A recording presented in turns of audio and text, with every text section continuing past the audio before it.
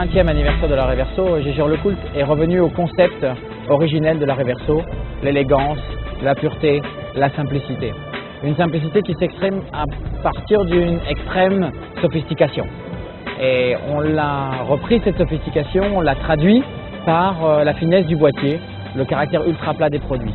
C'est bien pour les hommes avec la grande Reverso ultra plate ou pour les femmes avec la grande Reverso ultra plate pour femmes.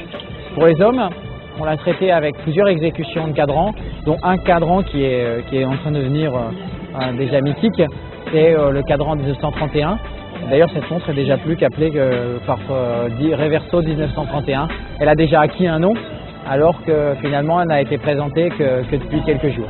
Et pour les femmes, on a suivi la même ligne avec des cadrans extrêmement travaillés, aussi avec une ergonomie retravaillée au niveau de la pièce qui n'a rien perdu de ses proportions, règle d'or en termes de proportions, mais dont on a tendu le boîtier pour lui donner une vraie inclinaison et pour que la montre puisse épouser pleinement le poignet des femmes. Dans une année comme cette année 2011 où on célèbre l'anniversaire de la Reverso autour de thèmes aussi chers à la marque, l'élégance, la sophistication, c'est pas un hasard de voir la ligne Master voir un nouvel accomplissement dans cette recherche de la pureté et de l'élégance.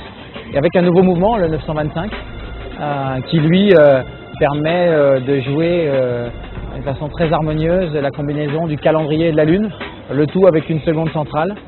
Je crois que c'est une pièce signature de cette recherche de l'élégance et de la pureté qui caractérise si bien le style Gégère Lecoultre.